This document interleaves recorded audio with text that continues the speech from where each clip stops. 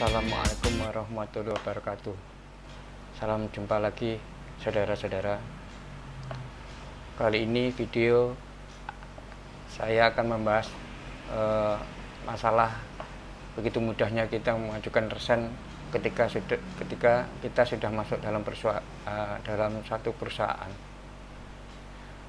Saudara, sebelum kita mulai dengan topik itu, saya berharap saudara tidak berkeberatan memberikan subscribe pada video ini. Saudara, ketika saudara diterima kerja di perusahaan itu, paling tidak saudara sudah merasa senang karena tujuan saudara untuk bekerja pada perusahaan itu sudah tercapai. Tetapi ternyata dalam perjalanan saudara menemukan hal-hal yang kurang nyaman, kurang enak, yang menurut saudara tidak menyenangkan, sehingga saudara buru-buru mengambil kesimpulan bahwa perusahaan itu tidak baik, bahwa perusahaan itu tidak nyaman untuk bekerja, sehingga ada di benak pikiran saudara untuk mengajukan resign pada perusahaan itu. Karena pernah terjadi beberapa waktu yang lalu, seorang manajer sales konsultasi pada saya bahwa dia diterima pada suatu perusahaan alkes, alat kesehatan. Dia sudah diterima pada waktu itu, masuk hari pertama, hari Senin. Dia masuk jam 8 pagi. Kemudian jam 10 pagi dia telepon ke saya bahwa anak ini berkeinginan untuk resign. Kenapa dia mengajukan resign? Ternyata perusahaan yang dia lamar tidak sesuai dengan keinginannya, karena dia tidak punya background pekerjaan dengan pendidikannya. Oleh sebab itu dia ingin mengajukan resign. Tapi sebelum mengajukan resign, dia minta pertimbangan pada saya, karena baru hari pertama sudah punya keinginan untuk resign. Dia minta tolong pada saya bagaimana caranya mengajukan resign. Saudara, saya juga bingung sekali, baru masuk jam 8, jam 10 telepon saya ingin mengajukan resign. Terus saya tanya alasannya apa. Belum apa-apa sudah mengajukan resign. Seperti yang saya katakan tadi, alasannya tidak senang dengan pekerjaan itu karena backgroundnya dengan pendidikan dan dengan tempat bekerjanya dahulu tidak sesuai.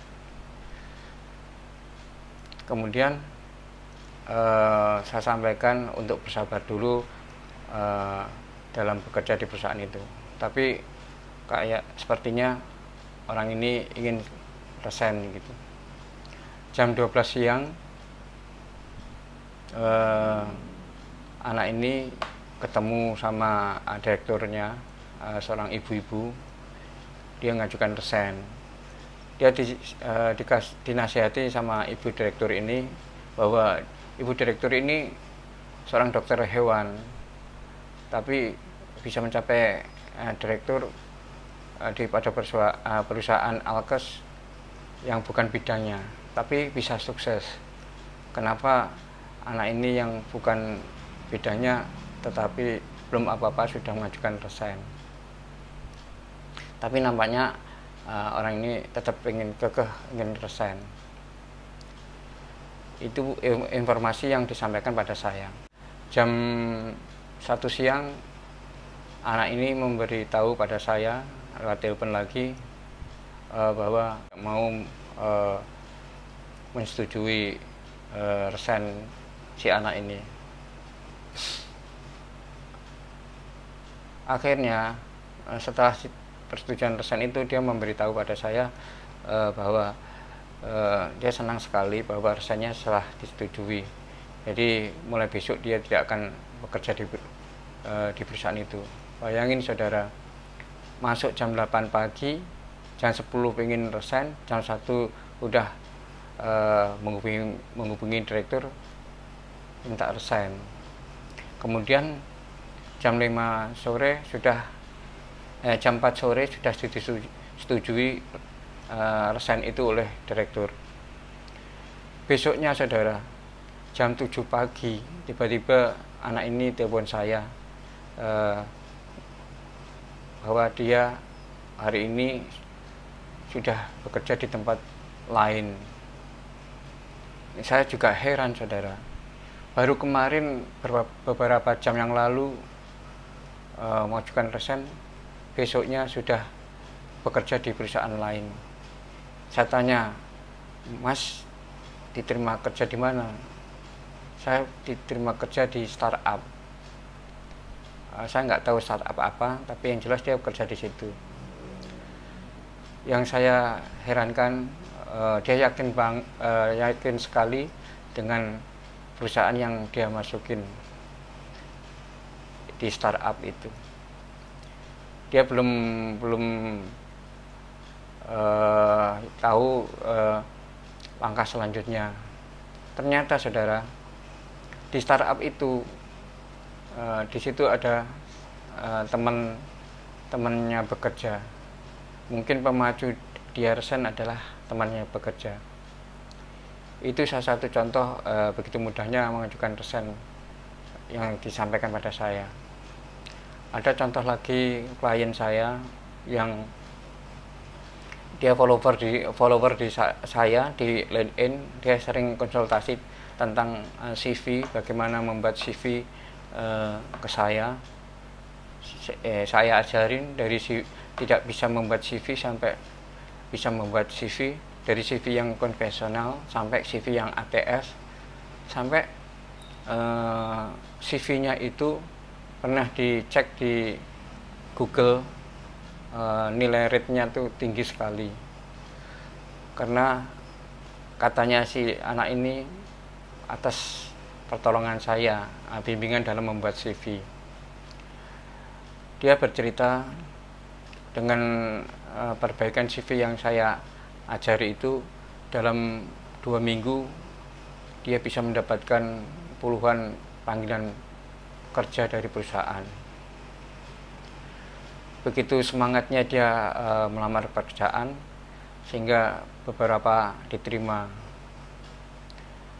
Saudara, si anak ini akhirnya keterima di perusahaan dan bercerita pada saya bahwa dia sudah bekerja di perusahaan itu.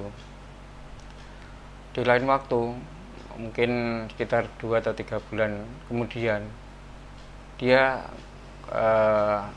ngobrol dengan saya lewat LinkedIn, DM LinkedIn. Dia bercerita bahwa dia sudah pindah di perusahaan lain. Jadi anak ini pindah pekerjaan, belum sampai kerja 2 bulan sudah pindah di tempat lain. Jadi saudara mau bekerja dimanapun, tidak ada yang memenuhi keinginan 100% keinginan saudara. Pasti ada kekurangannya, mau bekerja dimanapun. Jadi jangan mudah mengajukan resign hanya karena ada satu hal yang tidak sesuai dengan keinginan saudara. Karena kebiasaan untuk resign ini akan terbawa terus di jenjang karir saudara. Ada rekan saya, seorang vice president di salah satu bank.